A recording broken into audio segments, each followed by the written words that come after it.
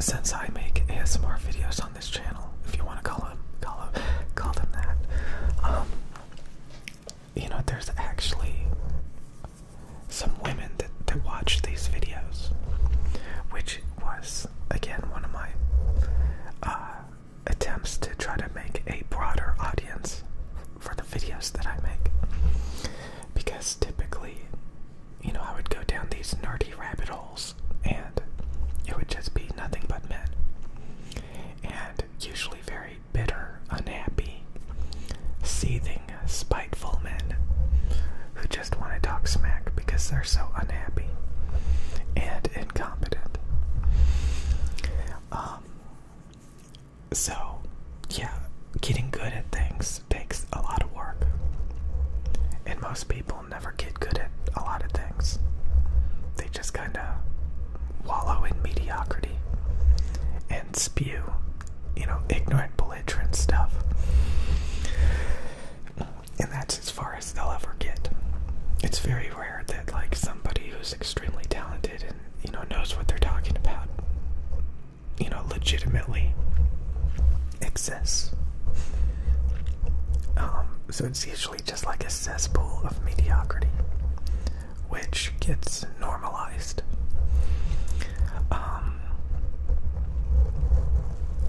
And people just, you know, they collectively wallow in mediocrity.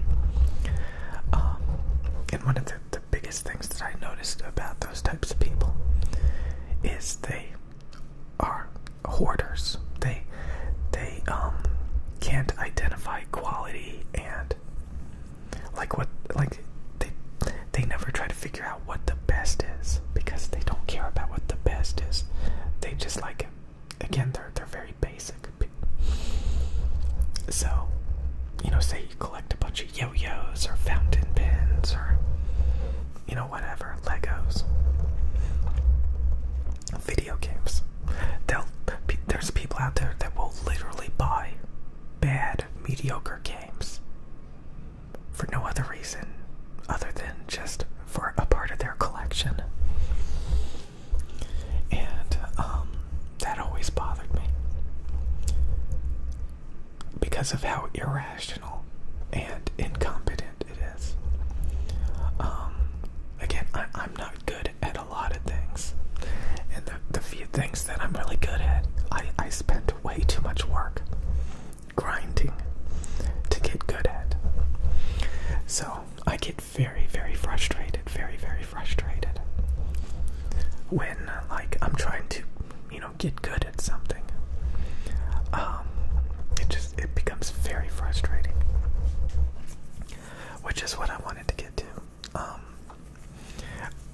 Again, since I was trying to get, like, at least some female audience on this channel and not just a bunch of men, I noticed the female audience could very much identify with eating disorders. And why do women deal with eating disorders? Because they don't want to be fat. I guess it's not very attractive, and, you know, that's a big thing to them. It should be for guys too, honestly, because it feels terrible to be overweight.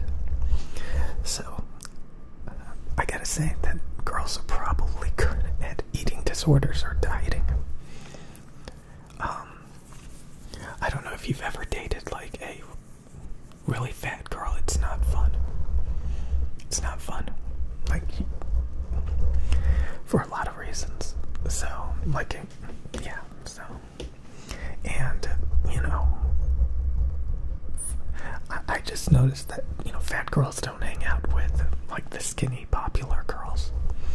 So there is a huge status of being skinny, you know. So in order to be skinny, you have to be good at dieting and learning how to eat. And of course, doing all that, you can develop eating disorders. You know, you try to develop, God, I can barely talk. You try to develop, you know, strategies to keep the weight down. And some of those strategies are very unhealthy. And sometimes you could get carried away and get like anorexic or too skinny. I think that's probably a more rare case. You know, there's those people that like want to be nothing but skin and bones, and I think that's a lot rarer. Because if you have any common sense, you realize that doesn't look good either. And it's, you're basically, yeah, it's not good. So I remember seeing on Instagram a lot of comparisons, like girls making like when they were dieting and they were just like skinny versus like going to the gym and building muscle and eating better, eating more, So there's the comparison of being like just skinny from starving yourself versus, eating more and working out and building muscle. I see that all the time. Yeah, so again, a lot of people are influenced by Instagram and social media, and they're encouraged to like work out and stuff, So that's a pretty cool thing, because like when you're a perfectionist, even though like I'm naturally fat, I probably will never be technically overweight again. I'm definitely not skinny currently, which is something I'm trying to work on, but I don't think I will probably ever be technically overweight again. And it's mainly because like I just yo-yoed so much. I got fat, skinny, fat, skinny, fat, skinny. And when I'm at my fattest, I feel so bad. So bad. And it's kind of like a lot of other things when you try to get good at it, You fluctuate, and it gets frustrating because you can't maintain a standard. So yeah, I think a lot of women were leaving comments about like eating disorders and their past eating disorders on a lot of my diet videos, which I find interesting because they probably still don't want to be fat, obviously. But it's interesting. That's like a category where women are actually passionate about something and put in a lot of effort. Typically I think a lot of guys are, they go to the gym and stuff too, but like a lot of times they're more external. They're more competitive externally. Like they want to be like a race car driver or a sports player, stuff like that. They want to get good at like these external things. But, yeah, but that's interesting. That's interesting to learn like that stuff. But yeah, being overweight, in my opinion, is a sign of incompetence, because people who are very structured and know what they're doing typically are also going to be able to maintain their weight, and be healthy.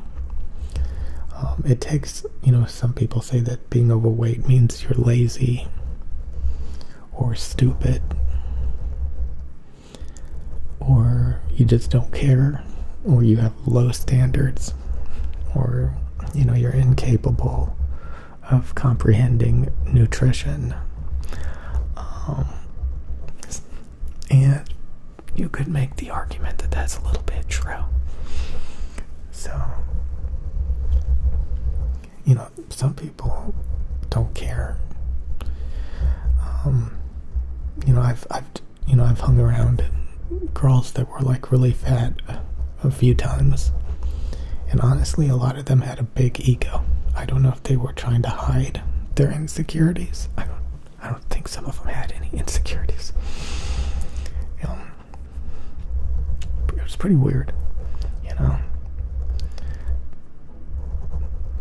Like, when I get fat, I am extremely insecure, and I just want to be alone, you know.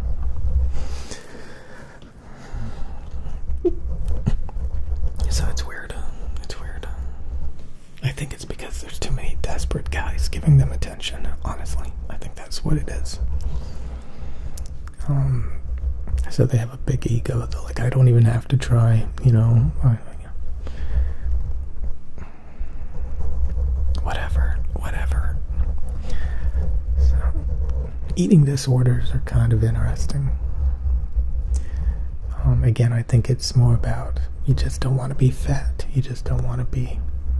So you have desperate measures to try to maintain, you know, a certain standard. So, yeah,